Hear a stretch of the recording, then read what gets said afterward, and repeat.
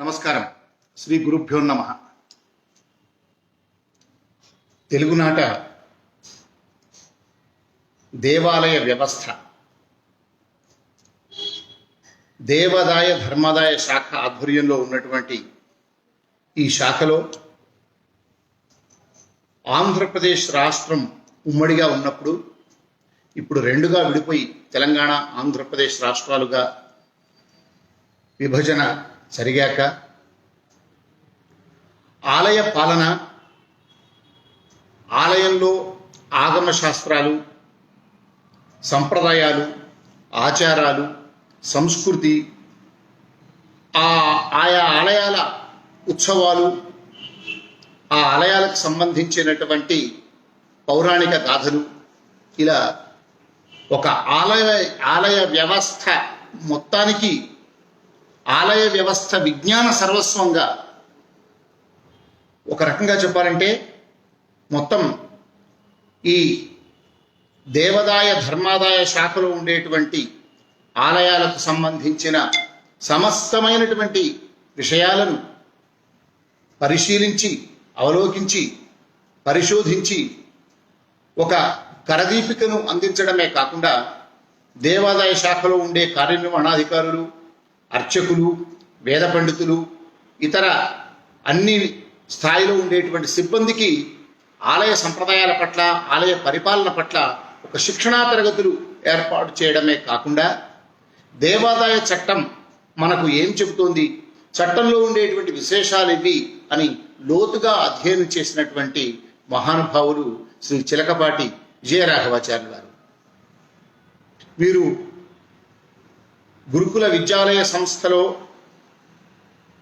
Degree కళాశాలలో ప్రధానాచార్యులుగా పనిచేయడమే కాకుండా, ఉమ్మడి ఆంధ్రప్రదేశ్లో మానవ వనరుల అభివృద్ధి శాఖలో ప్రొఫెసర్గా పనిచేస్తూ అనేక మంది ప్రభుత్వ అధికారులు, ఐఏఎస్లు, ఐపీఎస్లు, అదేవిధంగా గ్రూప్ 1 స్థాయి, అఖిల భారత స్థాయి అధికారులు, రాష్ట్ర సర్వీస్ అధికారులు అందరికీ కూడా పరిపాలనలో శిక్షణ ఇవ్వడమే కాకుండా, ప్రధానంగా దేవాదాయ ధర్మాదాయ శాఖలో ఉండేటువంటి అన్ని స్థాయిల సిబ్బందికి, అర్చకులకు, పండితులకు శిక్షణ ఇచ్చినటువంటి అనుభవం వీరిది. అంతేకాకుండా పదవి విరమణ తర్వాత తిరుపతి దేవస్థానంలో ధర్మ ప్రచార పరిషత్ కార్యదర్శిగా కూడా పనిచేశారు. పివిఆర్కే ప్రసాద్ గారు వీరికి అత్యంత ఆప్తులైనటువంటి ఆత్మీయ సహోదరులు లాంటి వారు. వారు ఉండగానే సీత దేవాదాయ శిక్షణా సంస్థ, state institute of temple administration, దేవాదాయ శాఖలో దేవాలయ అర్చకులకు, పరిపాలనా సిబ్బందికి, పండితులకు ఒక శిక్షణ ఇచ్చేటువంటి సంస్థ, వారికి వ్యవస్థాపకులు వీరు. శ్రీ పివిఆర్కే ప్రసాద్ గారి మార్గదర్శనంలో ఈ సీత అనే సంస్థను ఏర్పాటు చేసి ఉమ్మడి ఆంధ్రప్రదేశ్లోను, ఆ తర్వాత ఆంధ్రప్రదేశ్ విడిపోయాక మొన్నటిదాకా ఆంధ్రప్రదేశ్ రాష్ట్రంలోను ఈ సీత డైరెక్టర్గా ఉండడమే కాకుండా, దేవాదాయ శాఖలో ఒక కొత్తనైనటువంటి ఒక సిబ్బందికి, అర్చకులకు, పండితులకు వారి విధి విధానాలేంటి, శాస్త్రానుగుణంగా, సంప్రదాయాలకు అనుగుణంగా వారి విధులు ఏ విధంగా నిర్వర్తించాలి, ఇవన్నీ కూడా వారు శిక్షణ ద్వారా, ప్రత్యేకంగా పుస్తకాల ద్వారా, సాహిత్యం ద్వారా అందించి రాబోయే తరాలకు ఒక గొప్పనైనటువంటి కరదీపికలను అందించినటువంటి మహానుభావులు శ్రీ విజయరాఘవాచార్యులు గారు. వారు నాకు దర్శనం ఆధ్యాత్మిక వార్తా మాసపత్రిక గత 17 ఏళ్లుగా కూడా అనుక్షణం మాకు ఒక గురుతుల్యులుగా ఉంటూ మమ్మల్ని మార్గదర్శనం చేస్తూ, ఎన్నో ప్రత్యేక సందర్భాల్లో వ్యాసాలు రాయడమే కాకుండా, ఏ సందేహాలున్నా నివృత్తి చేయడమే కాకుండా వారు మాకు మార్గదర్శకులు ఉన్నారు. ఇవాళ సికింద్రాబాద్లో వారు వేరే పని మీద వారిని కలిసిన సందర్భంలో ఈ దేవాదాయ శాఖకు సంబంధించిన కొన్ని విషయాలను మనం వారి ద్వారా ముచ్చటించుకుందాము, మన ఫేస్బుక్ మిత్రుల ద్వారా అందరితో పంచుకుందామని చెప్పి నేను ఇక్కడికి వచ్చేసాను. నమస్కారం సార్. నమస్కారం. ఈ దేవాదాయ శాఖలో మనకు ఆంధ్రప్రదేశ్ 1956లో ఆంధ్రప్రదేశ్ ఏర్పడ్డ నాటి నుంచి ఇప్పటిదాకా కూడా ఈ దేవాదాయ ధర్మాదాయ చట్టం అనేక మార్పులు, రూపాంతరం చెందుకుంటూ వచ్చింది. నాకు తెలిసి రాష్ట్రం ఏర్పడ్డాక పివి నరసింహారావు గారు దేవాదాయ శాఖ మంత్రిగా ఉండగా, తర్వాత ముఖ్యమంత్రిగా కానీ దీనికి ఒక ప్రత్యేకంగా చట్టం తీసుకొచ్చారని తెలుసు. అటు తర్వాత ఎన్టీ రామారావు ముఖ్యమంత్రిగా ఉండగా దానికి కొంత మార్పులు ఆ చట్టంలో సవరణలు తీసుకొచ్చారని, మళ్ళీ రాజశేఖర రెడ్డి గారు వచ్చాక మరికొన్ని మార్పులు వచ్చాయని, రాష్ట్రం విడిపోయాక ఇరువురు రాష్ట్రాలలో కూడా దేవాదాయ చట్టాలు ఎవరికి వాళ్ళు మార్చుకున్నట్టుంది కదా. ఒక్కసారి ఈ దేవాదాయ చట్టం యొక్క పరిణామ క్రమాన్ని ఉమ్మడి ఆంధ్రప్రదేశ్ ఏర్పడినప్పటి నుంచి ఇప్పటిదాకా దయచేసి సెలవివ్వండి. జై శ్రీరామ్. దర్శనం శర్మ గారు చెప్పినటువంటి ఉపోద్ఘాతంలో అన్ని విషయాలు కూడా చక్కగా ప్రస్తావించారు. నిజానికి వారికంటే ఎక్కువ తెలిసిన వాడిని కాదు. దేవాదాయ ధర్మదాయ శాఖ ఇది. నిన్న మొన్నటి దాకా దీన్ని దేవాదాయ ధర్మాదాయ శాఖ అని పిలుస్తూ ఉండేవాళ్ళు. ఈ Sita state institute of temple administration దేవాలయ పాలన శిక్షణ సంస్థ స్థాపించిన తర్వాత దాంట్లో మేము ఆలోచన చేసి దేవాదాయ ధర్మాదాయ అంటే దేవుడి సొమ్ము, ధార్మికంగా ప్రజలు ఇచ్చినటువంటి యొక్క సొత్తు, ధార్మికులు ఇచ్చిన సొత్తుని ఖర్చు పెట్టే సంస్థగా చివరికి మిగిలిపోయింది అని చెప్పి దీన్ని ఇట్లా ఈ పద్ధతి కాదు అని చెప్పి మేము దాన్ని మార్పించే ప్రయత్నం చేశాం. అది మళ్ళీ గవర్నమెంట్ దాన్ని ప్రభుత్వ ఉత్తర్వుల ద్వారా చట్టం చేసింది. ఇప్పుడు దాని పేరు ఏమిటంటే దేవదాయ, అంటే భగవంతుడి వల్ల మన లభించినటువంటిది వచ్చినటువంటిది. ధర్మదాయ, ధార్మికులైన సహృదయులు, ఐశ్వర్యవంతులు, దాన ధర్మాలు చేయగా వచ్చిన నిధులు, వీటిని సద్వినియోగం చేయడం కోసంగా ఏర్పడినటువంటి శాఖ. ఇది ఒక రెగ్యులేటరీ డిపార్ట్మెంట్ అని ముందు గుర్తుపెట్టుకోవాలి. అందువల్ల ఇది దేవదాయ ధర్మదాయ శాఖ, దేవాదాయ ధర్మాదాయ శాఖ అంటానికి వీలుపడదు. ఒకటి. రెండవది, దేవుడి సొమ్ము అంటే అందరికీ ప్రీతే, క్లెయిమ్ చేసేవాళ్ళు ఎవరు లేడు కాబట్టి. ఇక్కడ ఒక విషయం ఏంటంటే, ఇది దేవాదాయ ధర్మదాయ శాఖ అనేది గవర్నమెంట్ కాదు. It is only a regulatory department. మత సంబంధమైనటువంటి, దేవతా సంబంధమైనటువంటి, మతపరమైనటువంటి విశ్వాసాల్లోనూ విధానాల్లోనూ ఆరాధన పద్ధతుల్లోనూ ప్రభుత్వం ప్రమేయం కల్పించుకోవడానికి వీలు లేదు. రెండవది, దేవాలయాలకు దాతలు ఇచ్చినటువంటి సొత్తు, భూములు కానీ లేకపోతే ఆభరణాలు కానీ స్వర్ణము కానీ ఇంక ఏ రకమైనటువంటి నిధులు కానీ ఏమి ఇచ్చినప్పటికీ కూడా, ముఖ్యంగా ల్యాండ్స్, ఇవన్నీ కూడా భగవంతుడివే కానీ ఇవి అధికారులు కాదు, ప్రభుత్వానికి కాదు. ప్రభుత్వ భూములు వేరు, రెవెన్యూ ల్యాండ్స్. దేవాలయ భూములు వేరు, ఈనాం ల్యాండ్స్. కాబట్టి దేవాలయానికి సంబంధించినటువంటి ఆస్తులు ఏవి ప్రభుత్వ ఆస్తులు కావు. దేవాలయానికి సంబంధించినటువంటి ఆదాయాలు కూడా ప్రభుత్వ ఆదాయాలు కావు. ఈ దేవాదాయ ధర్మదాయ శాఖ నిర్వహణ కోసంగా ప్రభుత్వం ఒక్క పైసా కూడా ఇవ్వదు. ప్రభుత్వానికి సంబంధం లేదు. దీంట్లో ఖర్చు పెట్టేటటువంటి అన్ని ఖర్చులు, ఇంకా అసలు సూటిగా చెప్పాలంటే కమిషనర్ గారికి ఇచ్చే జీతం, అడ్మినిస్ట్రేటివ్ స్టాఫ్ వాళ్ళకి ఇచ్చే జీతాలు కానీ, లేదా వాళ్ళకి ఇచ్చే మర్యాదలు కానీ, ఇవి ఏవి కూడా ప్రభుత్వానికి కావు, కేవలం దేవాలయం ఖర్చు పెట్టేవే. అంటే భక్తులు రూపాయి హుండీలో వేసిన డబ్బే. ఇంకోటి చెప్తాను నీకు, క్షమించాలి. తిరుమలలో, భద్రాచలం లాంటి మహాక్షేత్రాల్లో మన ముఖ్యమంత్రి గారో లేక ప్రజాప్రతినిధులు మర్యాదలు తీసుకువెళ్తారు. అయ్యా, ముత్యాల తలంబరాలు భద్రాచలం రామచంద్రమూర్తికి అంటారు. అవన్నీ ముందుగా ఈవో గారే కొనకొచ్చి అన్ని సిద్ధం చేసి తట్టలో పెడితే, ఆ తట్టను ఎత్తున పెట్టుకొని 3 అంగుళాలు నడిచిన తర్వాత, లేదా మూడు అడుగులు వేసిన తర్వాత మళ్ళా స్వామి సమర్పించేటటువంటి నిమిత్త మాత్రులే తప్ప, అంటే దేవుడి సొమ్ము దేవుడికే ఇస్తున్నాం. దేవుడి వాళ్ళు విత్త మాత్రులు కాదు, నిమిత్త మాత్రులే వాళ్ళు. దీన్ని బట్టి మనకు అర్థమవుతుంది. ఎవరన్నా విఐపీలు వచ్చారంటే వాళ్ళ పట్టు వస్త్రాలు ఇవ్వడము, స్వామివారి శేష వస్త్రాలు ఇవ్వడము, ఇవేవి కూడా గవర్నమెంట్ డబ్బులు కాదండి. ఇవన్నీ కేవలం ఆ దేవస్థానం సమర్పించేటటువంటివే. దీన్ని బట్టి ముఖ్య విషయం ఏమిటి అంటే, దాన ధర్మాలు చేసేటటువంటి దాతలు ఇచ్చిన సొత్తుకి, భక్తులు ఇచ్చిన సొత్తుకి సమాధానం చెప్పాల్సిందే ఆ దేవాలయంలో నిర్వహించేటటువంటి వాళ్ళే తప్ప ప్రభుత్వం రెగ్యులేటరీ డిపార్ట్మెంట్ అంటే యథాశాస్త్రం యథాశ్రోతవ్యంగా విధానాలు జరుగుతున్నాయా? ఏమి ఆర్చక ఆగమం, ఏ ఆగమం ఉందండి మీది? మాది వైష్ణవాగమంలో ఏ సంహిత మీది? మాది పాంచరాత్రంలో ఏ సంహిత ప్రకారంగా మీరు ఆరాధన చేస్తున్నారు? పద్మా సంహిత, జయాక్ష సంహిత, కవిత సంహిత, మహాపురుష సంహిత, శ్రీమన్నారాయణ ఏ సంహిత ప్రకారంగా మీరు ఆరాధన చేస్తున్నారో ఆ సంహితకు సంబంధించినటువంటి అవగాహన ఆ అధికారికి ఉండి ఆ రకంగా జరిపించాలి. ఇప్పుడు ఒక వైఖానస క్షేత్రం ఉంది. వైష్ణవంలో 2 రకాలు ఉన్నాయి. పాంచరాత్రం ఉంది, వైఖానసం ఉంది. పాంచరాత్ర సంహిత ప్రకారం జరిగే ఆరాధనలు వేరు. తిరునక్షత్రాలు, ఆళ్వారులు, ఆచార్యులు, ఉత్సవాలు, ఈ వ్యవహారం వేరు.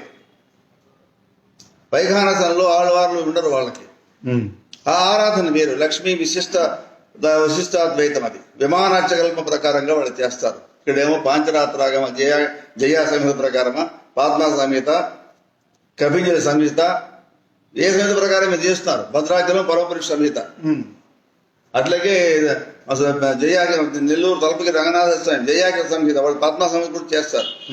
ఈ అవగాహన ఉండాలి.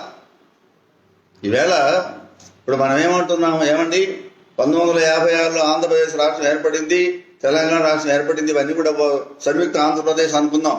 అలాంటి రాష్ట్రం నుంచి ఇప్పటిదాకా ఏం జరిగింది అంటే, దీని మీద ఒక అవగాహన లేనటువంటి పెక్కు మంది దీంట్లో అధికారులు చేరారు, సిబ్బంది చేరారు. ఈ సిబ్బంది వల్ల అన్ని ఇబ్బందులు వచ్చి పడ్డాయి. ఆచారం మంట కలిసింది, సంప్రదాయం మంట కలిసింది. ఎవరిని ఏమనే పరిస్థితి కాదు. ఎంతో కష్టపడి ఒక రెవెన్యూ డిపార్ట్మెంట్లో వాడు ఎల్డీసీగా చేరితే వాడు రిటైర్ అయ్యమెంట్ అయినట్టుగా డెప్యూటీ తహసీల్దార్ అవుతున్నాడు. రిటైర్ అయినట్టు 30 ఏళ్ళు 40 ఏళ్ళు చేస్తే. ఇక్కడ అలాంటి లేదు. మీ క్వాలిఫికేషన్ అవసరం లేదు. డైరెక్ట్గా టకటక గుళ్ళో ఒక దేవాలయంలో మన బావగారో బావమరుదో ఉన్నాడు, ఉద్యోగం ఇచ్చాడు, జూనియర్ అసిస్టెంట్ చేరతాడు. దాంట్లో అట్లా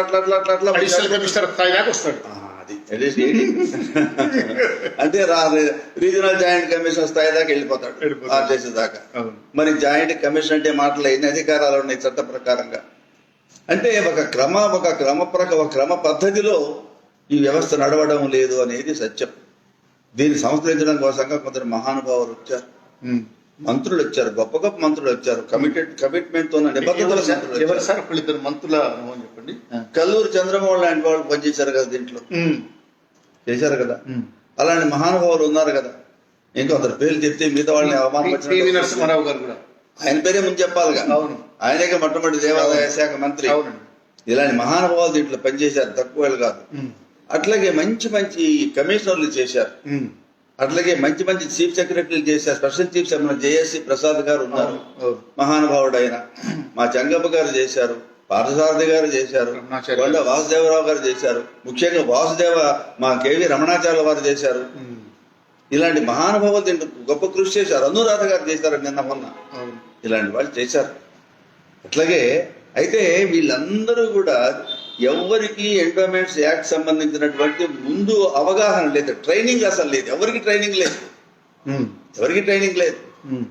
ఇప్పుడు టీటీడీ ఈవోలు ఎంతమంది చేయలేదు, ఎంతమంది చేసినా చుక్కల్లో చంద్రుల్లాగా ఒక పివిఆర్కే ప్రసాద్ గారి పేరు చెప్తున్నాం.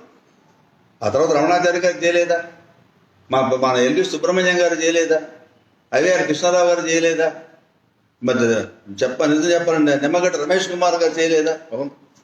అంత గొప్ప గొప్ప వాళ్ళే కదా. కానీ ఇంతమంది చేసినప్పటికీ కూడా ఇటీవల కాలంలో మన ఎంజీ గోపాల్ గారు చేశారు, ఆయన గొప్పవాడే. కానీ ఇంతమంది చేసినా కూడా పివిఆర్కే ప్రసాద్ గారండి అంటున్నాం. ఎవరి గ్రీన్. కాబట్టి 1955 చూసినట్లయితే ప్రతివాడి దృష్టి ఏంటంటే, ముందు ఫస్ట్ ల్యాండ్స్ ఏమి ఉన్నాయి, what is the update of the lands position in endowments department. ఏ దేవాలయం కింద ఎన్ని ఎకరాలు ఉన్నాయి, ఎక్కడెక్కడ ఉన్నాయి, ఏం ఆస్తులు ఉన్నాయి, ఏ బిల్డింగ్స్ ఉన్నాయి, ఏం స్ట్రక్చర్స్ ఉన్నాయి, ఏ నిధులు ఉన్నాయి, డిపాజిట్స్ లో ఎంత ఉంది, కరెంట్లో ఎంత ఉంది, హుండీ కలెక్షన్స్ ఎంత, యావరేజ్ కలెక్షన్స్ ఎంత, ఏ నెలలో ఎక్కువ కలెక్ట్ చేస్తున్నాయి, ఇవన్నీ ఇదంతా అప్డేట్ ఈ దృష్టిలో పెట్టుకొని ఇక మనం మాట్లాడదాం అనే పరిస్థితిగా చేశారు. ఇప్పుడు ఈ రకంగా ఉంటే ఇక్కడ ఒక మాట మనం సూటిగా చెప్పాలి. రోజు రోజుకి పెరిగిపోతున్నది ఏమిటంటే రెండు మాటలు చెప్తారండి పెద్దలు. మనిషికి మరణకాలం ఆసనం అయితే 2 ద్వేషాలు పుడతాయట. బ్రహ్మద్వేషం, బ్రాహ్మణ ద్వేషం. బ్రహ్మద్వేషం దేవుడు నిందిస్తాడు. ఆడేంది ఎవడా దేవుడు చూపించదు చూపించు, ఇదేదో బేకరీ పోయి బిస్కెట్ కొనుక్కొని నోట్లు వేసుకునే వ్యవహారమా దేవుడిని చూపించమంటే. కాబట్టి బ్రహ్మద్వేషం, బ్రాహ్మణ ద్వేషం. ఈ ఎండోమెంట్స్ డిపార్ట్మెంట్ లో 2 రకాల స్టాఫ్ ఉంటారండి. ఒకటి రిలీజియస్ స్టాఫ్, అర్చక, పాచక, పరిచారిక, వేదపాఠ, స్థానాచార్య ఇత్యాదులంతా రిలీజియస్ స్టాఫ్ అండి. ఇకపోతే రెండో వాళ్ళు ఎవరు? సెక్యులర్ స్టాఫ్ అంటారు. అసలు ఆ పదమే తప్పు, దుష్టమైన పదప్రయోగం. ఎండోమెంట్స్ డిపార్ట్మెంట్ సెక్యులర్ స్టాఫ్ అంటాం. ఎప్పుడు పెట్టారు సార్ ఈ పదం? యాక్ట్ లోనే ఉంది. ఓకే. దానికి జేఎస్వి ప్రసాద్ గారు అనే మహానుభావులు కమిషన్ అయినప్పుడు మీరు అట్లా పదం సెక్యులర్ అంటే అర్థమేంటయ్యా? మతరహితమని, మతాతీతమని, లౌకికమని, దేవుని నమ్మని వాడే హేతువాది కిందకే లెక్క. అంతే, మతేతరమని. అవును, మతంతో సంబంధం లేని వ్యవస్థ లౌకిక వ్యవస్థ సెక్యులర్ అంటున్నాం మనం. ఇది జూబియస్ కాన్సెప్ట్. సెక్యులర్ అంటే జూబియస్. అటువంటి దిక్కుమాల పదం దాంట్లో ఉంది. దానికి జేఎస్వి ప్రసాద్ గారి మహానుభావుడు కమిషన్ అయినప్పుడు ఏం చెప్పారంటే ఒక ఆర్డర్ ఇచ్చాడు ఆయన. అప్పుడు నేను డైరెక్టర్ గా చేరాను సీతారాం. ఏమి ఇచ్చారంటే అబ్బాయి సెక్యులర్ స్టాఫ్ అనే వాళ్ళు దీంట్లో ఎవరు ఉండడానికి వీల్లేదు. అసలు the nature of the department is purely religion oriented. Hindu charitable religious Hindu religion charitable endowments act. ఇది హెచ్ఆర్సి యాక్ట్ అంటాం. Hindu religious charitable endowments act అయినప్పుడు, హిందూ అయినప్పుడు secular department, religious department. Hindu అనేటటువంటిది ఒక రమణీయమైన జీవన విధానమైనప్పటికీ కూడా ప్రాథమికంగా ఒక మతానికి సంబంధించిన వ్యవస్థ అది. మీరేమంటారు? సెక్యులర్ అంటున్నారు. అది తీసి పడేసేసి అడ్మినిస్ట్రేటివ్ స్టాఫ్ అనమన్నాడు. రిలీజియస్ స్టాఫ్, అడ్మినిస్ట్రేటివ్ స్టాఫ్ అంటే మత సంబంధమైన ఉద్యోగులు, పరిపాలక సిబ్బంది, మత సిబ్బంది, వైదిక సిబ్బంది అందాం. అలాగే ఉంది. వైదిక సిబ్బంది అందాం. దీన్ని ఏమో పరిపాలక సిబ్బంది అందాము అన్నారు. కానీ బుద్ధులు మారవు కదా. సెక్యులర్ స్టాఫ్ అంటుంటారు. అసలు వైశ్యుడు how can a secular fellow be part of endowments department? సంబంధం when you are related to Hindu religion. అందుట్లో హిందూ సంబంధమైనటువంటి ఒక ప్రభుత్వ వ్యవస్థ, ఒక సెక్యులర్ గవర్నమెంట్ లో ఒక రిలీజియస్ డిపార్ట్మెంట్ ఏమిటి అంటే ఎండోమెంట్స్ డిపార్ట్మెంట్. కానీ ఇది రెగ్యులర్ డిపార్ట్మెంటే కానీ దీనికి ఇతర అధికారాలు ఏమి. It cannot interfere in the religious beliefs practices of the people. Purely Hindu religion. అందుకని దీంట్లో ఎంప్లాయీ కావాలన్నా కూడా ఖచ్చితంగా హిందూ అయి ఉండాలి. దీంట్లో ఉద్యోగస్తులు కాబట్టి నేను ఉన్నాను అనుకోండి, నేను ఒక హిందువు, నేను నాకు తీసుకెళ్లి చర్చిలో ఉద్యోగం ఇస్తారండి. చర్చి మహేంద్ర చేసి ప్యాస్టర్గా ఇస్తారండి. చర్చిలో ఎవరు, మసీదులో మసీదులు ఎవరు కదండి. ఎందుకంటే వాళ్ళ మతాచారాలు వేరు, వాళ్ళ ఆచారాలు వేరు, వారు చేసే ప్రార్థనలు వేరు, మనం చేసే ప్రార్థనలు వేరు. కాబట్టి by nature, by culture and by nurture I cannot be a part of a Christian institution or a Islamic institution. హిందువుని కాబట్టి ఇది ఎందుకు ఫాలో కావట్లేదు? వేళ మనం చూస్తే తిరుపతి దేవస్థానంలో క్రైస్తవులు ఉన్నారండి, హిందువులు కాని వాళ్ళు ఉన్నారండి చెప్పారు. ఒక 270 మంది ఉన్నారని చెప్పారు. ఒక మహానుభావుడు చీఫ్ సెక్రటరీగా పనిచేసే ఒక మహానుభావుడు ఎల్వి సుబ్రహ్మణ్యం గారు అనుకున్నాడు. ఇప్పుడు అలాంటి మహానుభావుడు అన్నాడు, అయ్యా మీరంతా కూడా హిందువులు కాదు కదా, మరి హిందువులు కాకుండా ఈ డిపార్ట్మెంట్లో పనిచేయకూడదు, కాబట్టి మీ శాఖలు మీరు వెళ్ళిపోతే బాగుంటుంది, దీంట్లో మీరు ఉండటం కరెక్ట్ కాదు అని చెప్పి అంటే ఆయన ఉద్యోగ భంగం అయింది. దానివల్ల ఆయనకు వచ్చే నష్టమేం లేదు. చరిత్రలో నుంచి ఒక ధార్మిక విషయాన్ని నిక్కచ్చిగా చెప్పి చరిత్రలో ఒక చారిత్రాత్మకమైనటువంటి పురుషుడుగా మిగిలిపోయినాడు ఆయన. ఒక పొద్దున ఎగ్జాంపుల్ చెప్పాలంటే ఇదొక ఇదే ఎగ్జాంపుల్. అంటే ఇంత మాత్రాన్ని మన ప్రభుత్వాన్ని విమర్శించే విషయం కాదు, కానీ ఇట్లా జరగవలసిన విషయం కాదు ఇది. ఆయన అన్నమాట దోషం ఉందా? లేదు. ఆఖరాకి దేవాలయాల్లో చెప్పులు స్టాండ్ కాపలా కాచేవాడు, షూ స్టాండ్ కీపర్, లేక పుస్తకాలు అమ్మేవాడు, ఫోటోలు అమ్మేవాడు, తాయిత్తులు అమ్మేవాడు, బొమ్మలు అమ్మేవాడు. వీళ్ళు కూడా హిందువులే ఉండాలి అని. అదే మన శ్రీశైలంలో మొత్తం మహమ్మదీయులనే పెట్టడం వల్ల ఎంతమంది ఇప్పుడు ఇవన్నీ ఏమిటి? యాక్ట్ ఏం చెప్పింది, practice the theory and practice of HRC act of 1987 ప్రబోధుడు బై ఎన్టీ రామారావు గారు, the former chief minister of Andhra Pradesh. ఇది డైవర్షన్ అయిపోయింది ఇక్కడ ఈ పరిస్థితుల్లో. లేదా మనం చేసినట్టుగా దైవ దూషణ, బ్రాహ్మణ దూషణ వీళ్ళంతా తినేస్తున్నారు. చట్టమే అవకాశాలు ఇచ్చిందంటారా? అంతే కదా. మంది ఆ చట్టం రావడానికి ముందు భాగం జల్లా కొండయ్య కమిషన్ రిపోర్ట్ ఉంది కదా. ఆయన ఒక మహానుభావుడు జల్లా కొండయ్య గారు హైకోర్టు జడ్జి. ఆయన గొప్ప వ్యక్తి, ఆయన మహా న్యాయశాస్త్ర నిపుణుడు. ఆయన ఆధ్వర్యంలో దేవాలయాన్ని మనం పునర్వ్యవస్థీకరించేటట్టుగా ఈ పరిపాలన దానికి సూచన చేయని కమిటీ వేశారు. ఎన్టీ రామారావు ముఖ్యమంత్రిగా ఉండగా కారుణ్యంగా వేశారు. ఆ కమిటీలో వారు అన్ని విషయాలు చర్చించి అవిదేవి చేసి వారు రిపోర్ట్ ఇచ్చారు. ఆ రిపోర్ట్ ఆధారంగా 1987 Hindu religious charitable endowments act pass చేశారు. సింపుల్ గా ఎండోమెంట్స్ యాక్ట్ అంటున్నాం, దేవాదాయ చట్టం 1987 అంటున్నాం. దీనికి ఇప్పటికీ నాకు తెలిసినంత వరకు ఒక 20 సార్లు తూట్లు పడ్డాయి. అసలు మూలఛేదమే అయిపోయింది. ఇప్పుడు ఉన్నటువంటి పరిస్థితి ఏమిటంటే, అప్డేట్ ఏంటంటే, ఎవరు ట్రస్టీగా ఉండాలా? ఎవరు ట్రస్టీ? ఒక దేవాలయం అనేటటువంటి వ్యవస్థకి అతడు ఫస్ట్ భగవంతుడు, 2 భాగవతుడు, అర్చకులు, ఇక వైదిక సిబ్బంది, ఆ తర్వాత పరిపాలనాధికారులు, ఆ తర్వాత వీళ్ళంతా కూడా భక్తులంతా కలుస్తారు కదా. ఈ మొత్తం కలిస్తే వ్యవస్థ, అంతే కదా. కానీ ఇప్పుడు దీంట్లో అంటే ఏంటి, ఎవడైనప్పటికీ కూడా హిందూ ధర్మం మీద భక్తి విశ్వాసాలు మాత్రమే దాంట్లో ఉండాలి. ఇప్పుడు ఏం చేసినాయంటే ప్రభుత్వాలు, లౌకిక ప్రభుత్వాలు కదా, వాళ్ళు ఏం చేశారంటే, అబ్బాయి అట్లా కాదు, దళితులు ఉన్నారు కదా, schedule caste, schedule tribe, backward class వాళ్ళు ఉన్నారు కదా, వాళ్ళు కూడా భక్తులే కాబట్టి వాళ్ళని కూడా ఒక ప్రపోర్షన్ ప్రకారంగా వాళ్ళని కూడా చేర్చాలన్నారు. నేను ఒక మాట అంటాను, రాముడు నన్ను క్షమించుగాక. ఓ కార్పొరేట్ హాస్పిటల్ మీరు కట్టారు ఏమండి, కార్పొరేట్ హాస్పిటల్లో 100 బెడ్లు పెట్టామండి, 100 బెడ్ హాస్పిటల్. దీంట్లో ఎస్సీ కింది, ఎస్టీ కింది, బీసీ కింది అంటే సాధ్యమవుతుందా? చెప్పండి, అవుతుందా? దాంట్లో కావాల్సింది ఏంటి? రోగి అయిన వాడు ఎవడైనా జరగచ్చండి. మీకు ఆరోగ్యం బాగలేదు, కులానికి, మతానికి, వర్ణానికి, వర్గానికి, ప్రాంతానికి, హోదాకి, భేదాకి అతీతంగా ఉండే వ్యవస్థ ఒక హాస్పిటల్ అనుకుందాం, ఒక వైద్యాలయం. అక్కడ రోగం వచ్చిన వాడు మొత్తం ట్రీట్మెంట్ చేసుకుని వస్తాడు. అట్లాగే ఇది కూడా ఒక వైద్యాలయమే, ఒక ధార్మికమైనటువంటి మహోన్నతమైనటువంటి హిందూ ప్రార్థన మందిరం, దేవస్థానం. ఇటువంటి దేవాలయంలో ఎవరు ఉండాలి? ఎవరికి ఇవ్వాలా? విశ్వాసాలతో నిమిత్తం లేకుండా ఇస్తారా? ఏమంటే నేను దళితుడినేనండి, కానీ నేను క్రైస్తవ మతాన్ని నేను ఇష్టపడతాను, నేను స్వీకరించినా స్వీకరించకపోయినా నాకు అది ఎంత అంటే ప్రేమ అండి, అందుకు నేను నేను చర్చికి పోతానండి, నేను చెప్పండి, ట్రస్టీగా వేస్తావా? వేయొచ్చునా?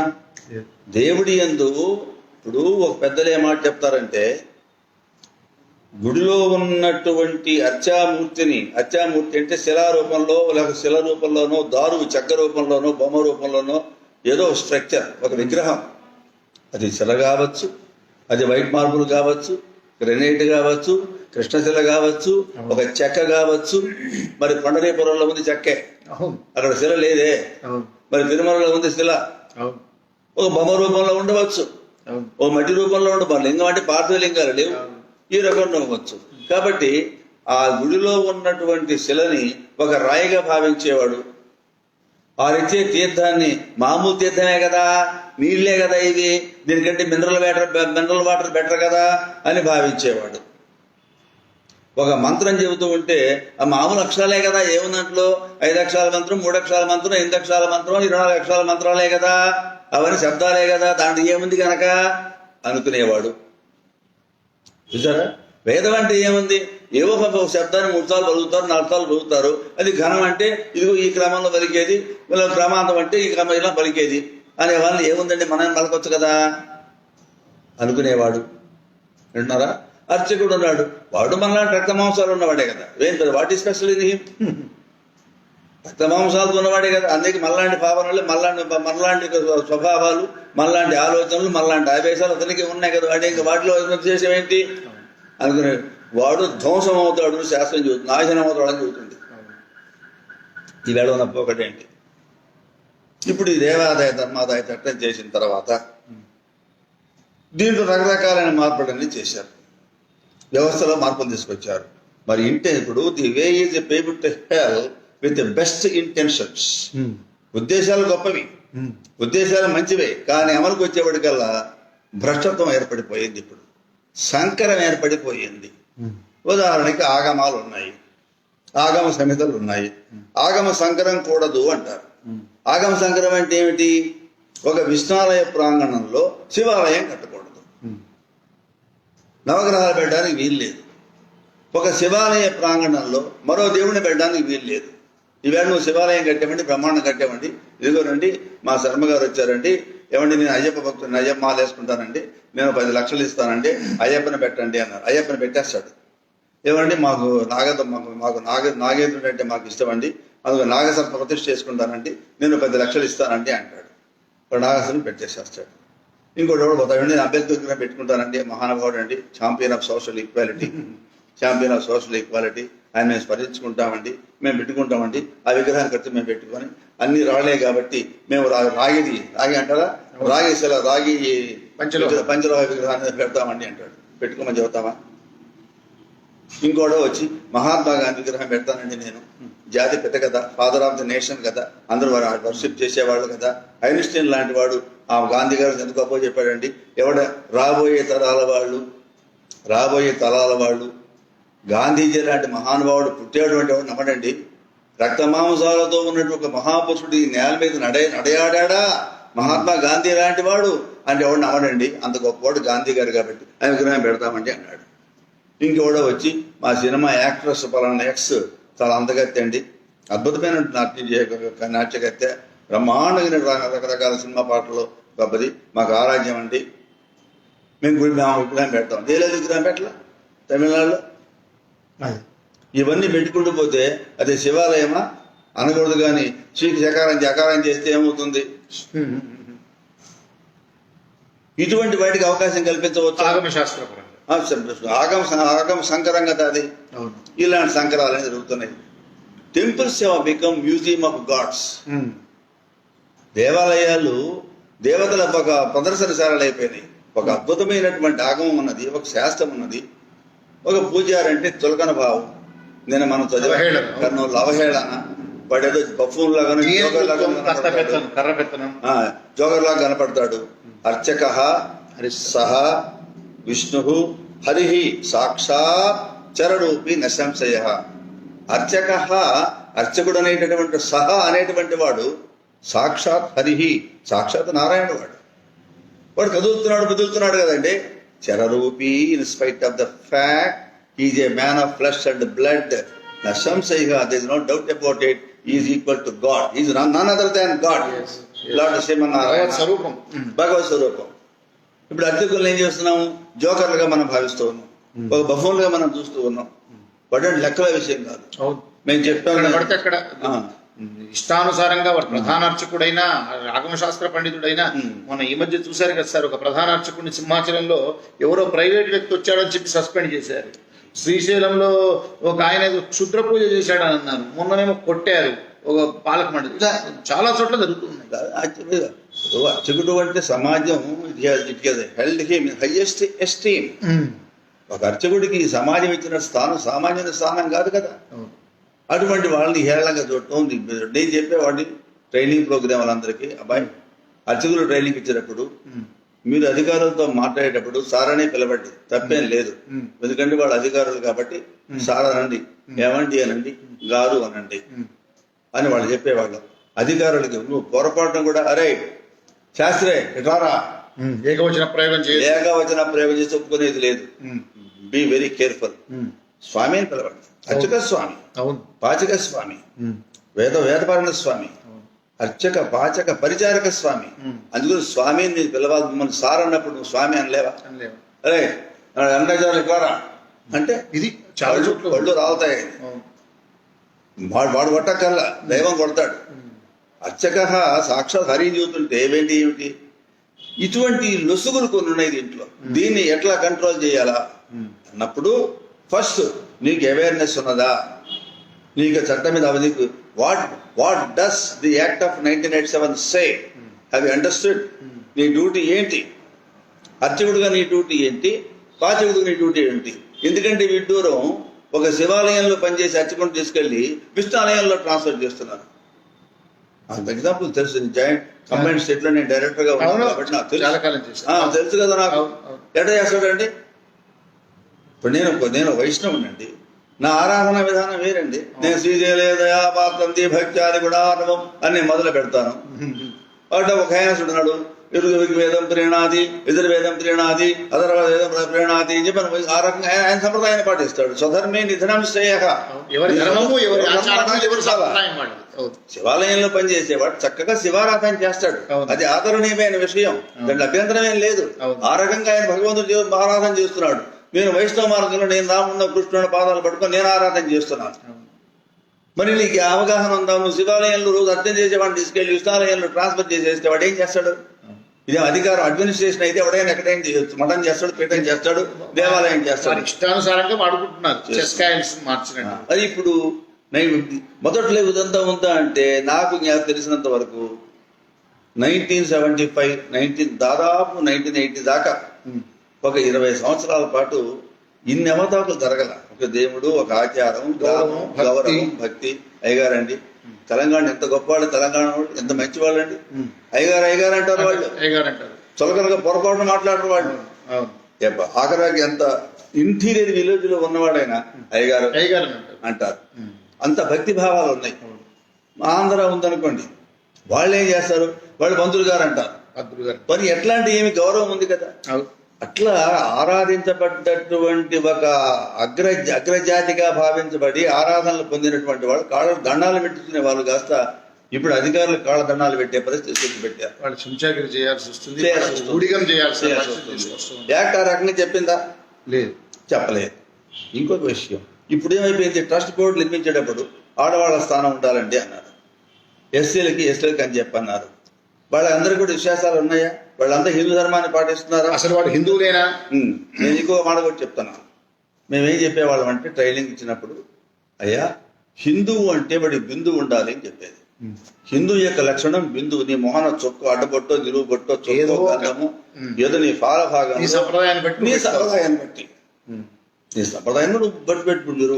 మీరు బొట్టు పెట్టుకుని ఉన్నారు అనుకోండి, నాకెంత గౌరవం, నాకు అసలు ఆనందం కూడా. అలాంటి వాళ్ళు మహానుభావం చూస్తే ఇలాంటి దివ్యమైన ముఖం చూస్తే నాకు అదృష్టం అని అనుకుంటాను నేను. శూన్యలలాటం శ్మశాన సదృశ్యం. అది అందరూ ఈ సమాజం అంతా కూడా చేయాలి. శూన్యలలాటం అంటే పాలభాగం మీద ఏ బొట్టు లేకపోతే శ్మశాన సదృశ్యం. శ్మశానానికి పోతే ఏం చేస్తామండి చెప్పండి? శ్మశానానికి పోతే ఏం చేస్తాం మనం? శ్మశానం పోయిన వాడు మళ్ళా దారిలో ఇంటికి వచ్చేటప్పుడు ఏట్లోనో, గూట్లోనో, చెరువులోనో ఎక్కడో ముందుతాడు. ఆ తడిగడ్డలతో నెరిగే శివాలయం వైపు వచ్చి ఆ ధ్వజస్తంభం దూరం నుంచి ముందు నుంచి లోపలికి పోకూడదు. ఆ దీపం చూస్తాడు. ఆ దీపం మళ్ళీ ఇంటికి వెళ్తాడు. దొడ్లో నుంచి పోయి ఆ గుడ్డలన్నీ కూడా అవతల పడేసి మళ్ళీ తలంటు స్నానం చేసి మళ్ళీ పొడిగుడ్లు కట్టుకొని మళ్ళీ వాకిట్లోకి వచ్చి వాకిట్లోంచి ఇంట్లోకి వచ్చి మళ్ళీ వంటింట్లోకి ఎక్కడ పోయి ఆరాధన దేవుడు ఉండే పూజా మందిరానికి పోయి మళ్ళీ అక్కడ కూర్చొని యజ్ఞోపేతం మార్చుకొని దశగాయత్రో సహస్రగాయత్రో ఏదో చేసి అప్పుడు ఆచమనం చేసుకున్న తర్వాత వాడు మళ్ళీ మనిషి అవుతాడు. ఇంత పెద్ద వ్యవహారం ఉంది. ఏది? శ్మశానాన్ని ఇప్పుడు చేస్తే. మరి శూన్యలలాటం శ్మశాన సదృశ్యం. వాడి మొహం చూడొచ్చా? మరి అయితే ఇప్పుడు మొహం అంత మాత్రం బ్రాహ్మణ కాకుండా పోయినాడా? నెక్స్ట్ పాయింట్ అడుగుదాం. బ్రాహ్మడే హిందువు అనేవాడికి కూడా హిందువు యొక్క ధర్మం బిందువు అన్నారు. అయితే ఒక్కోసారి ఏమవుతుందంటే పెట్టుకున్న బొట్టు చెమట వల్ల కష్టపడి పనిచేసేవాళ్ళం, ఏ పూట కాపూట ప్రసాదం కోసంగా కష్టపడేవాళ్ళం, ఎండలో తిరిగేవాళ్ళం కాబట్టి బొట్టు పోతుంది. పర్వాలేదు, అంత మాత్రం తప్పేం కాదు. కనీసం పండుగ పూటను పెట్టుకుంటాడు. కానీ హిందూ అయినప్పుడు నువ్వు హిందూ ధర్మం మాట్లాడుతున్నప్పుడు బొట్టు పెట్టుకోవాల్సిందే. అది మేము నిర్బంధం చేశాం ఆలయంలో. తిరుపతిలో బివి రమణ కుమార్ ఐపీఎస్, ఆయన సివిఎస్ మహానుభావుడు, ఆయన మంచి దైవభక్తుడు. నేను సెక్రటరీగా ఉన్నప్పుడు మేము ఇద్దరం ఉన్నాం. రమణ కుమార్ గారు మరి మనం భక్తులంతా వస్తున్నారు. మరి వెంకటేశ్వర దర్శనానికి వచ్చినప్పుడు వెంకటేశ్వర దగ్గర అట్రాక్షన్ ఏంటి? బొట్టే కదా. ఆ చక్కని దివ్యమైన నామాలు లేకపోతే ఆయన గుట్టు తీసి చెప్తాడు ఎవడన్నా, ఎవడరా ఇదేవాడు అని చెప్పనండి ఎవడన్నా, ఎవడు చెప్పలేడు. సింబల్ ఆ దివ్యమంగళ అప్రాగత దివ్యమంగళ విగ్రహానికి ఆ బొట్టు పెట్టిన తర్వాత ధగాయమానంగా విరిగిపోతున్నాడు. ఆయన నుంచి దర్శించుకోవాలా. అటువంటి బొట్టు పెట్టుకున్న వాడిని చూడటం ఆయనకి ఇష్టం. కాబట్టి గుడిలోకి వచ్చే వైకుంఠం 1, వైకుంఠం 2 గేట్ల నుంచి L1, L2, L3 వచ్చేటువంటి వాడికి బొట్టు లేకుండా వస్తే అట్రైగా పనికి మనం ఇడవడ రాడా అనుకుంటే పైగా పోయినా కూడా అందుకని బొట్టు పెట్టుకోవాలని చెప్తున్నాం. అప్పుడు ఆయన మేమేం చేసామంటే అసలు మనం ఏం పని చేద్దామన్నాం. నేనేమో అడ్మినిస్ట్రేషన్ ఆఫీస్ దగ్గర కూర్చొని తిరగం పెట్టుకొని పోయి అక్కడ పెడుతూ ఉండేవాడు. అప్పుడు బొట్టు పెట్టేవాడిని. రావణ కుమార్ గారు అది వైకుంఠం దగ్గర కూర్చొని ఆయన బొట్లు పెట్టేవాడు. మేము ఎట్లా 3 ఏళ్ల పాటు ఉంటే కొన్నాళ్ళు జరిగింది. అదొక అలవాటు, అది అయిపోయింది. ఇప్పుడు అది కూడా తీసి పెట్టేసారు. అసలు ఎందుకు ఇస్తున్నావు బొట్టు లేకుండా? బొట్టు హిందూ అనడానికి సింబల్ ఏది కదా? ఏం సింబల్ ఏది? నేను అడుగుతున్నాను, సింబల్ ఏది? తిలకం తిలకధారణ. మన భాషలో స్వరూపధారణం అంటాం. స్వరూపం ధరించ స్వరూపం అంటే పొట్టే, మొహం కాదు. మొహం నీ రూపం, స్వరూపం బొట్టు, అది పెట్టుకోవాలి కదా. ఇటువంటి కొన్ని ఉన్నాయి. ఇట్లా ఈ పరిస్థితుల్లో దేవాదాయ శాఖ మొత్తంలో అంటే కొన్ని ల్యాప్సెస్ యాక్ట్ ప్రాక్టీసులు. నేను చల్లకొండయ్య గారి గురించి, ఎన్టీ రామారావు గురించి నేనే విమర్శనం చేయాల్సిన అవసరం లేదు. తప్పులు అందరూ తెలిసిన విషయమే. ఎక్కడ జరుగుతుంది ఈ పొరపాటు? సో నేను మనవి చేసేది ఏమిటంటే, హిందూ బంధువులారా, దయచేసి మీరు బొట్టు పెట్టుకోండి. నువ్వు హిందువా నాకు ఎడ తెలుస్తుంది? నేను ఏదో ఇప్పుడు సఫారీ వేసుకున్నాను, నా స్వభావం ఇంతే. కోర్టుకు వస్తే ఒక లాయర్ కు డ్రెస్ కోడ్ ఉంటుంది కదా, ఒక డాక్టర్ కి ఒక డ్రెస్ కోడ్ ఉంటుంది. వాడి ఆపరేషన్ థియేటర్ లో పోవాలంటే వాడి ఆపరేషన్ వేసుకొని పోవాలి కదా. అలా అవసరం లేదండి. కోర్టులో కూడా ఒక అడ్వకేట్, వాదించే అడ్వకేట్ సరైన లేకుంటే పెనాల్టీ వేస్తారు. అక్కడ వేస్తారు. ఇప్పుడు ఏదో సఫారీ వేసుకొని కూర్చున్నాను అనుకోండి, సఫారీ నా దేహానికి సంబంధించింది, నా సంస్కారానికి, నా సంపద సంబంధించి నా మొహం ఉంటుంది. ఇది లేకుండా నేను కనపడ్డా. అది నేను బికాజ్ ఆయన హిందూ. నేను హిందూ లేనందువల్ల నా జీవన విధానాలు ఇట్లా ఉండేది. ఇట్లనే ఉంటున్నాం. అలా ఎందుకు ఉండకూడదు మనం? అంటే బొట్టు పెట్టుకున్న వాడంతా కూడా మహాభక్తులని, లేనివాడు కాదని నేనేం అంటలేదు. కానీ బొట్టు పెట్టుకోవాలి అని చెప్తున్నా. అది నియమంగా పెట్టారా? నియమం పెట్టుకోవాలని చెప్తున్నా. సెకండ్ ఆస్పెక్ట్ ఏంటంటే, యాక్ట్లోనే, ఎండోమెంట్స్ యాక్ట్లోనే సిబ్బందికి ట్రైనింగ్ ఇవ్వాలని ఉంది. మరి ఇన్నాళ్ళు ట్రైనింగ్ ఇచ్చారా? 2010లో జేఎస్సీ ప్రసాద్ గారు కమిషనర్ అయిన తర్వాత ఒక ధార్మిక పరిషత్ ఏర్పడితే దాంట్లో మహానుభావులంతా సౌందరరాజన్ గారి గ్రేట్ పర్సన్. సౌందరరాజన్ గారు ఇది యాక్ట్ సవరణ, రాజశేఖర రెడ్డి గారి సమయంలో సవరణ అయ్యాక ధార్మిక పరిషత్ వచ్చింది. అదే మాట చెప్తున్నాను. ధార్మిక పరిషత్ వచ్చిన తర్వాత సౌందరరాజన్ గారు ఏం సార్ అంటే, ఒక ఎజెండా సర్క్యులేట్ చేసినప్పుడు ఎంప్లాయీస్ ట్రైనింగ్ ఇవ్వాలా అన్నారు. ట్రైనింగ్ కూడా ఏం చెప్పాలంటే, father of deputy administration training కి పివిఆర్కే ప్రసాద్ గారు, సౌందరరాజన్ గారు చెప్పాలి. నేను దాసుని, నాదేమో నేనే ఇంప్లిమెంట్ చేశాను అని చెప్పినప్పుడు, సౌందరరాజన్ గారు చెప్పినప్పుడు పివిఆర్, నేను అప్పుడు మరి జనరల్ ఇన్స్టిట్యూట్ లో నేను కూడా పనిచేస్తున్నాను. పివిఆర్కే ప్రసాద్ గారు పిలిచి, విజయరాఘవాచారి మనకి ఇట్లా ఉంది కదా, మనం కూడా ఇక్కడ ట్రైనింగ్ ఇస్తే బాగుంటుంది. మధ్య దేశంలో టెంపుల్స్ ఉన్నాయి, 44,000 టెంపుల్స్ ఉన్నాయి మనకు ఆంధ్రప్రదేశ్ కంబైన్డ్ స్టేట్ లో. మరి వీళ్ళందరికీ ట్రైనింగ్ లేదు, మనం ట్రైనింగ్ మాడ్యూల్ తయారు చేద్దాం అన్నాడు. అని పివిఆర్కే ప్రసాద్ గారు నన్ను పిలిచి, అక్కడ నేను దగ్గర పని చేస్తున్నాను, ఆ పని నాకు అప్పగించాడు. అప్పుడు నేను మాడ్యూల్ తయారు చేశాను. ఇది ట్రైనింగ్. ఎవరి ట్రైనింగ్ ఇవ్వాలా? అర్చకులకి ఇవ్వాలా. అర్చకులు దేంట్లో ఇవ్వాలా? వాడి సంప్రదాయంలో ఇవ్వాలా. వైష్ణవం, వైఖానసం, పాంచరాత్రం, శైవం, శాక్తేయం, ఏమండి, తర్వాత గ్రామదేవతారాధనం, వైదిక స్మార్తం. ఏ సంప్రదాయానికి ఆ సంప్రదాయం. అన్నవరం దేవస్థానం స్మార్త సంప్రదాయం. అయ్యా మీరు ట్రైనింగ్ రండి, మీకు చెప్పేదే స్మార్త సంప్రదాయం. ఈ స్మార్త సాంప్రదాయంలో ఉన్న ప్రముఖులు ఎవరు, మహానుభావులు ఎవరు? వేణుగోపాల శాస్త్రి గారు ఉన్నారు, విజయనగరంలో మహానుభావుడు, యనమండ్ర, ఇలాంటి మహానుభావులు ఉన్నారు. వాళ్ళందరినీ మనం ప్రార్థన చేద్దాం, వాళ్ళు సత్కరించుకుందాం. వాళ్ళ పాదాలు పట్టుకొని, స్వామి మీ తర్వాత తరాన్ని మీరే నిర్మించాలా, మీ అందరి వాళ్ళు తయారు చేయాలని ప్రార్థించి వాళ్ళందరినీ పిలిచి వాళ్ళ ఆమోద ప్రమోదాలు తీసుకొని, ఆ తర్వాత ఆయా సంబంధమైన పీఠాధిపతుల్ని, మఠాలను సంప్రదించి, అట్లానే పుష్పగిరి పీఠాధిపతిని ప్రార్థిస్తే, అట్లాగే చిన్నజీయని ప్రార్థించాం, అట్లాగే శృంగేరి స్వామి వారిని ప్రార్థించాం, కంచి స్వామి గారు కంచివరం ప్రార్థించాం. వాళ్ళందరి ఆమోద ప్రమోదాలు తీసుకొని ఇది మాడ్యూలు, ఇది మీకు యాక్సెప్టబులేనా, ఈ మాడ్యూల్ ఎవరికి ఉంటుంది, ఆ సంప్రదాయానికి సంబంధించినటువంటి అర్చకులకి ఒక ఆ మాడ్యూల్ వేరు. ఉదాహరణకి ఇప్పుడు వైఖానసం ఉందనుకోండి, ఆ మాడ్యూల్ వేరు. గ్రామ దేవతారాధన ఉంది, ఇది పెద్ద హంగామా అక్కడ ఉండదు. గ్రామ దేవతలు వేరు, అందులో వందల సంఖ్యలో ఉన్నారు గ్రామ దేవతలు. ఆ గ్రామ దేవతారాధన ఎట్లా మనం ఆరాధన చేయాలి, వాళ్ళకు ఒక మాడ్యూల్ తయారు చేశాం. ఓకే. శాక్తేయం, శక్తి ఆరాధన చేసేవాళ్ళు ఉన్నారు. మన దుర్గ దేవస్థానం ఉంది, శాక్తేయం ఉంది, స్మార్తం ఉంది, శయం 3 గడుస్తాయి, శయమం. శ్రీశైలం ఉంది, వైదిక స్మార్తం అయినా పక్క ఉంటుంది అమ్మవారి దగ్గర. ముందేమో శైవ సంప్రదాయం, వేరే సాంప్రదాయాలు ఉన్నాయి. రెండు ఉన్నాయి అక్కడ. అంటే కస్టమైజ్డ్. ఇప్పుడు దర్శనం పత్రిక వచ్చినప్పుడు నేనేం చూస్తాను, ఈవేళ ప్రధానమైన శీర్షిక ఏమిటి, మా దర్శన శర్మ ఏం ఎడిటోరియల్ రాశాడు ఇవాళ, ఇది టాపికబిలిటీ ఉందా, లేదో ఉంది ఏమరపడేందుకు రాసి పంపించాడా అని నేను చూస్తా. లోపలికి పోతా, ఏ స్వాములు ఉన్నారు ఇవాళ, ఏ పీఠాధిపతులు ఉన్నారు. అంటే లైబ్రరీ సైన్స్ లో ఒక రూల్ ఒకటి ఉందండి. ఫాదర్ ఆఫ్ లైబ్రరీ సైన్స్ ఎవరంటే రంగనాథన్, ప్రొఫెసర్ రంగనాథన్.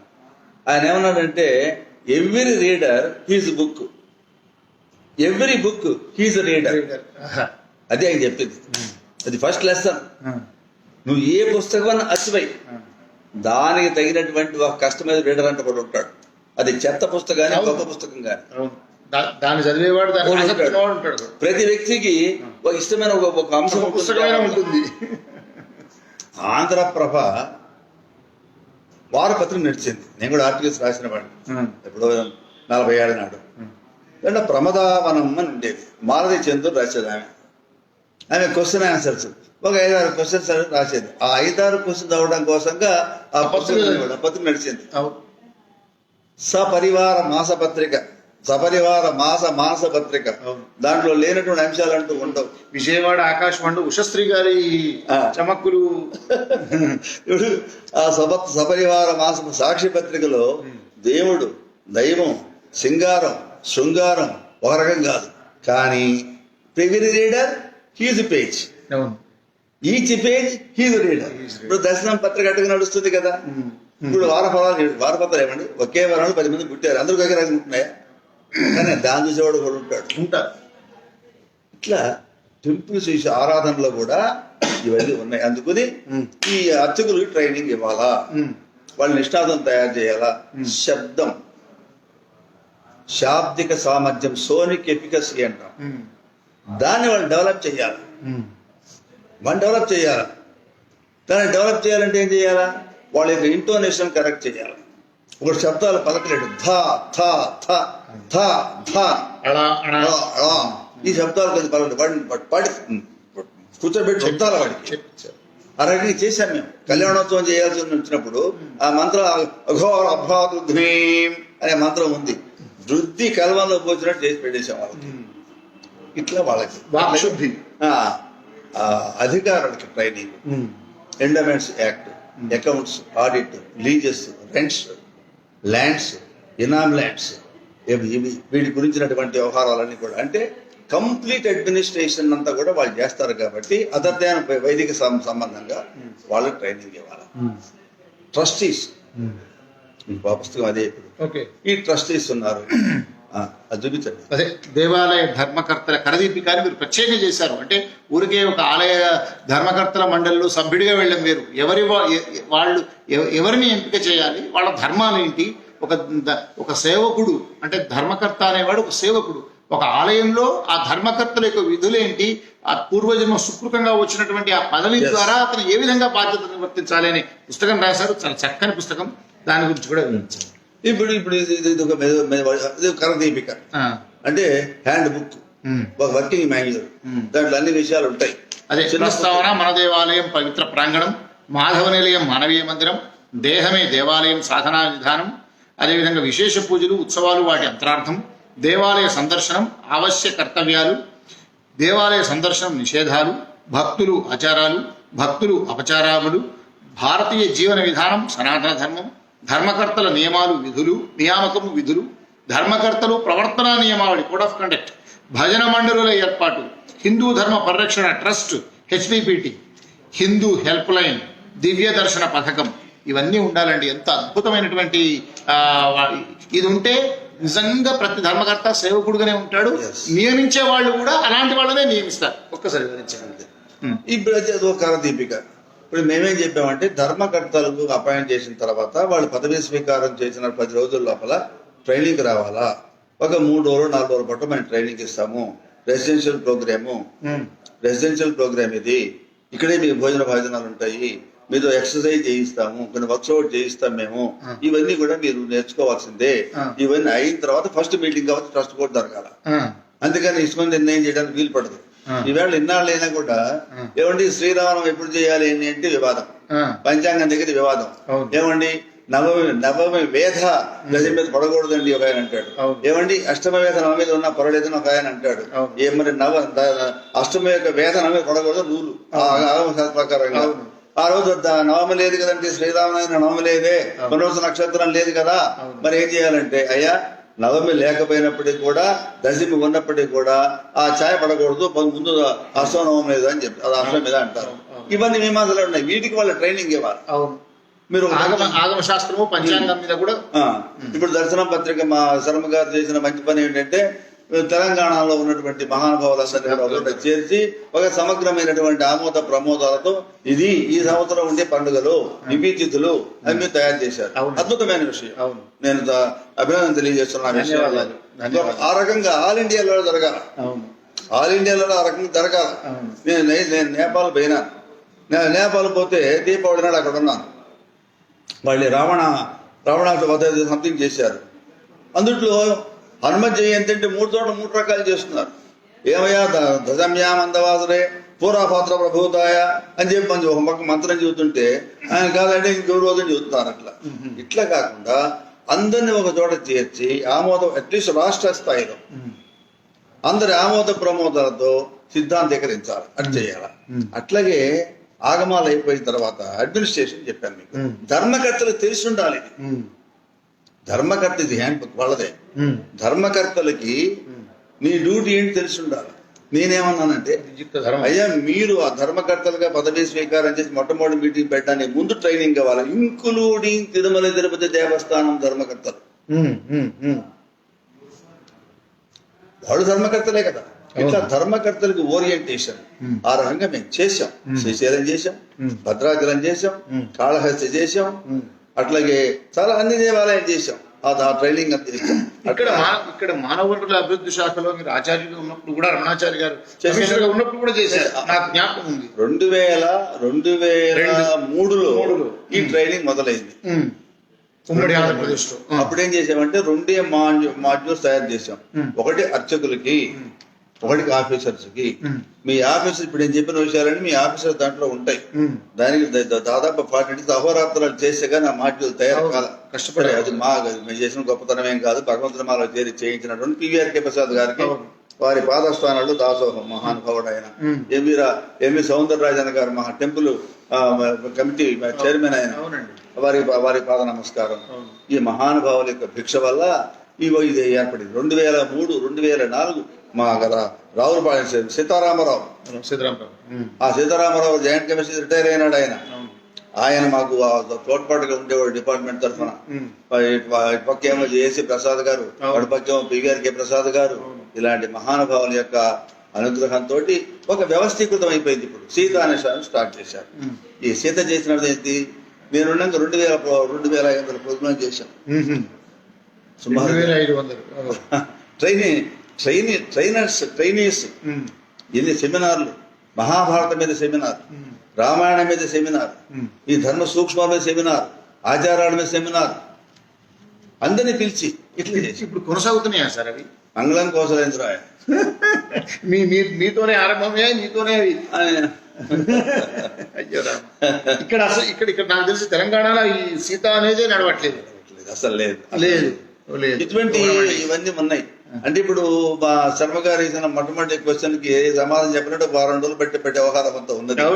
అయితే ఏంటంటే ఇది ఇక్కడ కొన్ని irritants in the implementation of the act. ఇప్పుడు దీనికి మేమేం ప్రపోజ్, నేనంటే తప్పు వస్తుంది, నేను పదం వాడకూడదు. మేమేం ప్రపోజ్ చేశామంటే అయ్యా ఒక విషయం మనం చేస్తాము. మేము 2 రకాల ట్రైనింగ్ ఇస్తాం.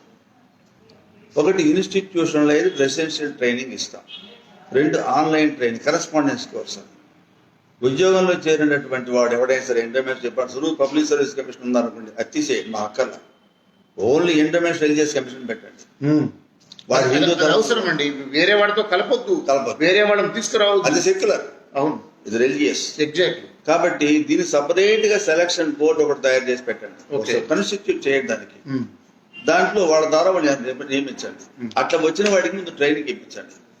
వాడు ఇప్పుడు ఐఏఎస్ వాడు ఉన్నారు అనుకోండి, ఎవడు రాజస్థాన్ క్యాడర్ వాడు, మధ్యప్రదేశ్ క్యాడర్ వాడు, యూపీ క్యాడర్ వాడు ఆంధ్రాకి అలాట్ అవుతాడు.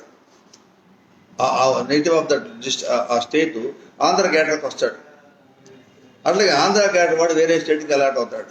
వాళ్ళు ఏం చేస్తారు, లోకల్ లాంగ్వేజ్ పేస వాళ్ళ అది ఆ రాష్ట్రంలో ఏ ప్రాంతీయ స్థానిక భాష అయితే ఉందో అధికార భాష దాంట్లో ట్రైనింగ్ కావాలి. సెకండ్ లాంగ్వేజ్ అంటుందని టెస్ట్ పాస్ కావాలి.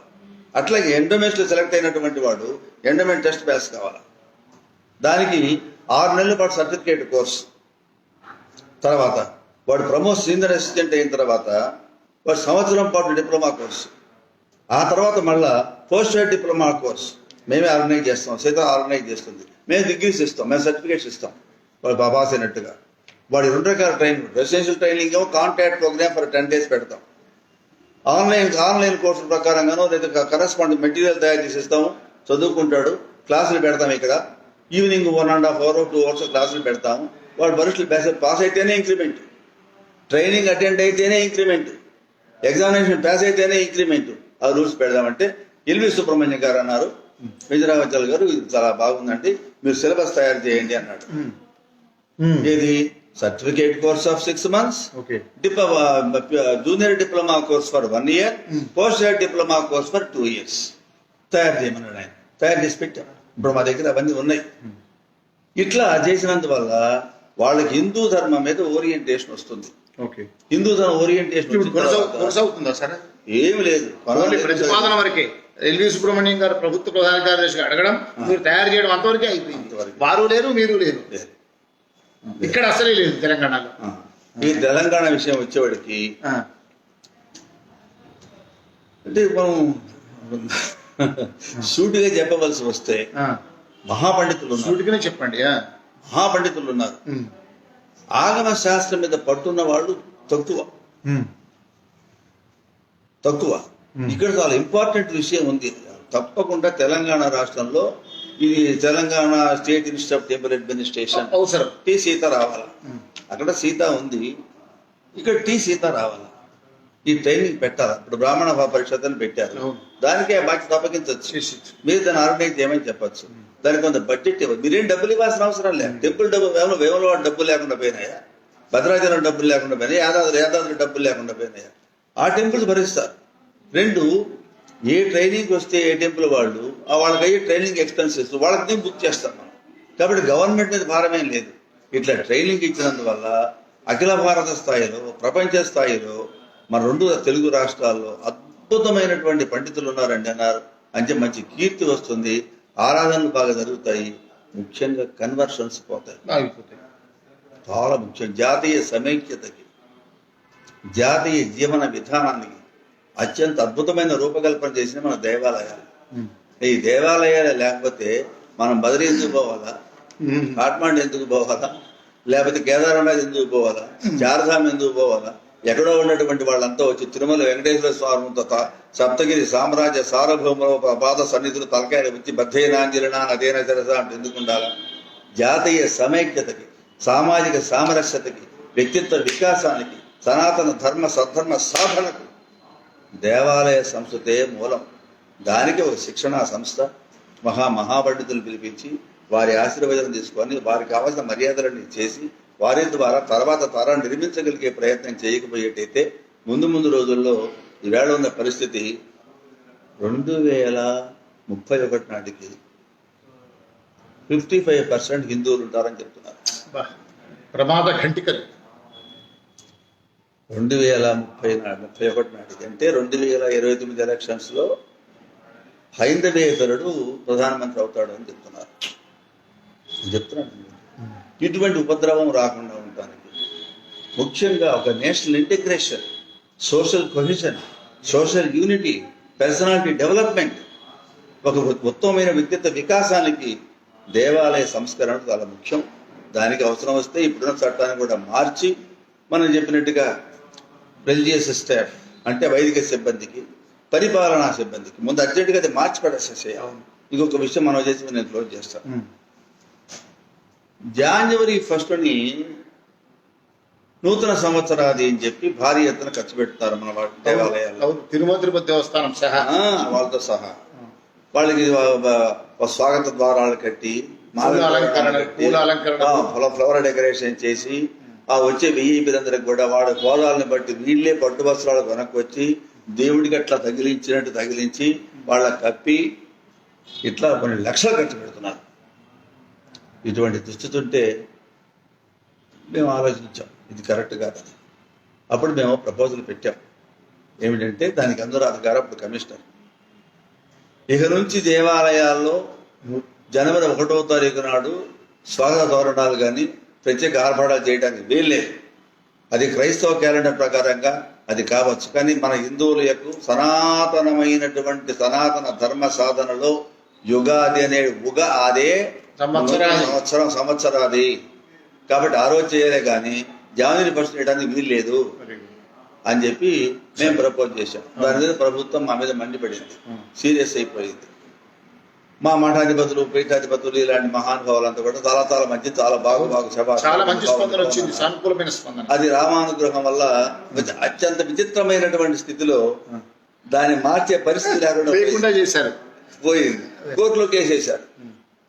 ఏమని డిసెంబర్ 31 నాడు, డిసెంబర్ 26th వేశారు కేసు. దీన్ని మార్చాలని, దీన్ని కొట్టేయాలని చెప్పి ఆర్డర్ ఇచ్చి సంతకం పెట్టింది నేను. పెట్టి కోర్టుకి వెళ్ళారు. కోర్టు ఏం చేసింది, మేము ఫిబ్రవరికి వాయిదా వేసామని చెప్పి.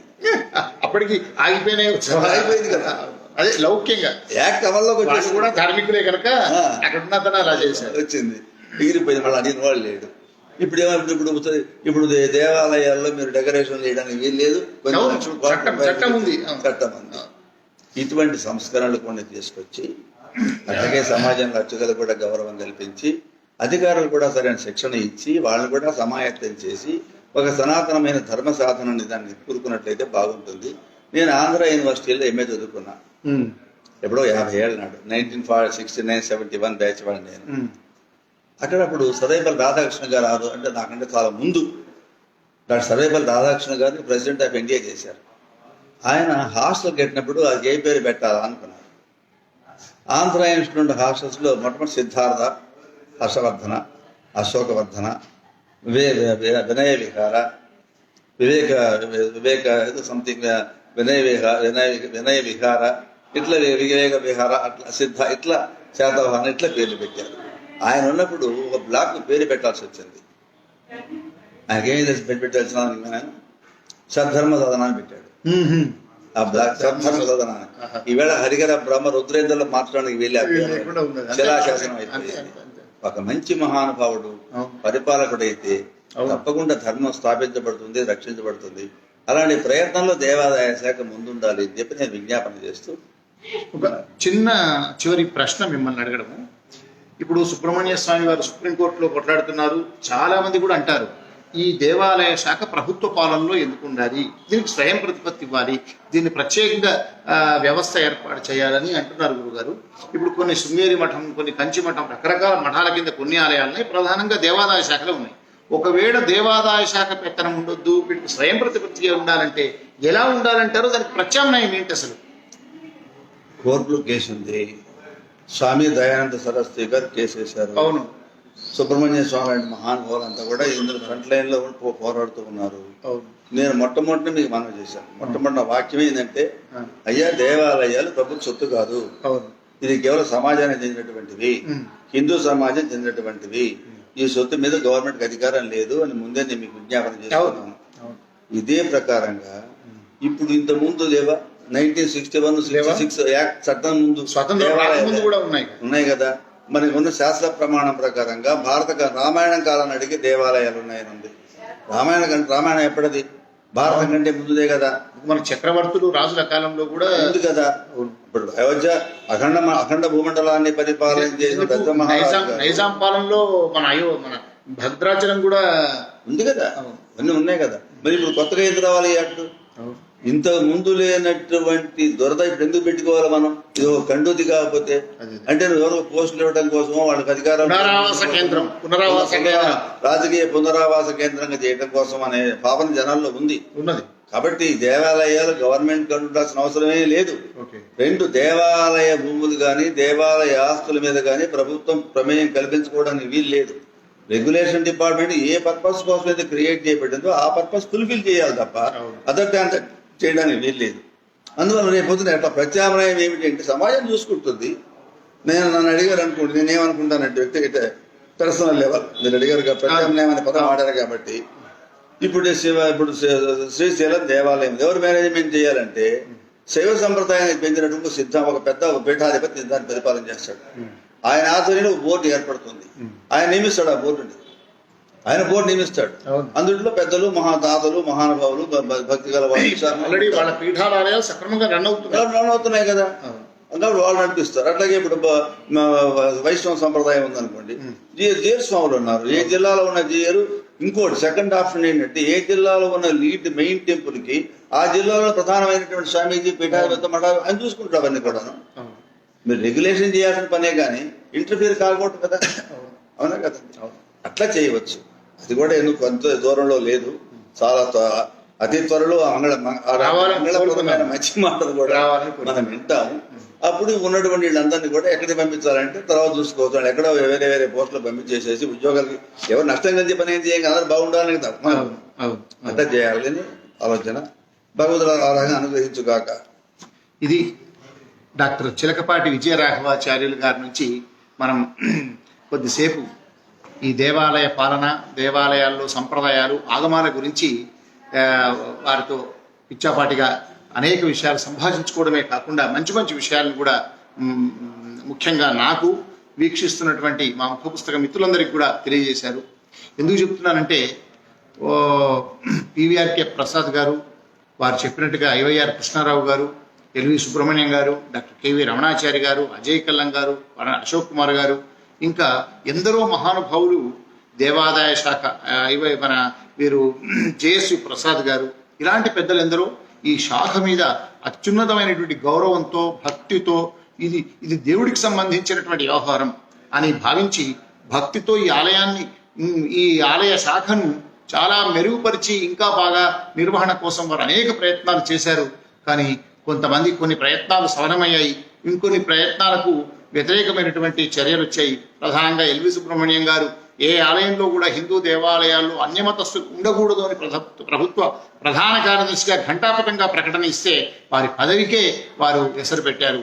అదేవిధంగా Sita state institute of temple administration అని వీరు విశ్రాంత జీవితంలో దేవాలయాలకు పూర్తిగా వారు అంకితమైపోయి సేవ చేస్తుంటే వారిని సేవలు కూడా ఉపయోగం లేదన్నారు. ఇలా అనేక మంది పెద్దలు ఉన్నా కూడా వారి సేవలను చాలా అద్భుతంగా నిర్వహించడానికి మెరుగుపరచడానికి ఆలయ వ్యవస్థను ఒక గొప్పనైనటువంటి ఒక సంస్కార శాఖగా తీర్చిదిద్దడానికి చేస్తున్న ప్రయత్నాలకు అనేక అడ్డుకుంటున్నారు. తెలంగాణలో అయితే సీత అనే సంస్థ కూడా లేదు, విభజన నాటి నుంచి కొత్తగా ఏర్పాటు కాలేదు. ఇందులోనే హిందూ ధర్మ ప్రచార పరిషత్ అనే ఒక సంస్థ పెట్టాలని కూడా ఉంది. అక్కడ కొద్ది రోజులు నడిచింది, అక్కడ కూడా అలంకారప్రాయంగా ఉంది, అక్కడ అసలే లేదు. సీత అనే సంస్థను అలంకారప్రాయంగా నడుపుతున్నారు. వీరు ఉన్నంతసేపు ఎంతో కొంత ప్రయత్నాలు చేశారు, ఇక్కడ అసలే లేదు. మనం కోరుకుందాం, మొట్టమొదలు దేవాదాయ శాఖకు విముక్తి కలగాలి, ధర్మాచార్యుల ఆధ్వర్యంలోనే దేవాదాయ శాఖ నడవాలి. 2 ఈ ఉన్నటువంటి కమిషనర్లు కానీ, టీటీడీ ఈవో కానీ, పాలక మండళ్లు కానీ ధర్మనిష్ట దైవభక్తి కలిగిన వాళ్ళు మాత్రమే వచ్చేట్టుగా ఉండాలి. ఆలయ సంప్రదాయాలను కాపాడే వాళ్ళు మాత్రమే ఉండాలి. పునరావాస కేంద్రాలు కాకూడదు, మత మార్పిడులు ఉండకూడదు, అన్యమతస్తులు ఇందులోకి రాకూడదు. ఆలయ ఆస్తులన్నీ కూడా ఎప్పుడెప్పుడో మా రాజులు చక్రవర్తులు ఇచ్చినటువంటి ఆ ఆస్తులను మనం కాపాడుకోవాలి. మొత్తంగా దేవాదాయ శాఖను మన హిందువుల యొక్క ఒక గొప్పనైనటువంటి ఈ శాఖను మనం ఎలాంటి సంప్రదాయ విరుద్ధ మత విరుద్ధ కార్యక్రమాలు జరగకుండా ఈ ఆలయ శాఖ ఒక గొప్పనైన శాఖగా ముందుకు వెళ్లే విధంగా మనమందరి బాధ్యత కూడా ఉంది. ఇలాంటి చిలకపాటి విజయరాఘవాచార్యులు గారి లాంటి పెద్దల యొక్క సలహాలను ప్రభుత్వం పాటించి వారి ద్వారా కనీసం ఉన్నవరకైనా సిబ్బందికి, అధికారులకు, అర్చకులకు, వేద పండితులకు అప్పుడప్పుడు ఇలాంటి రిఫ్రెషర్ కోర్సులు పెట్టి అయినా సరే, ఇలాంటి కరదీపికలు అందించైనా సరే వారిలో మార్పు తీసుకురావాలని నేను సవినయంగా కోరుకుంటూ, నాతో ఇంతసేపు ఇన్ని మంచి విషయాలు తెలియజేసినటువంటి డాక్టర్ చిలకపాటి విజయరాఘవాచార్యులకు నిజంగా శిరస్సు వంటి ప్రణామాలు అర్పిస్తూ ముగిస్తున్నా. అందరికీ నమస్కారం. లోకా సమస్తా సుఖినో భవంతు.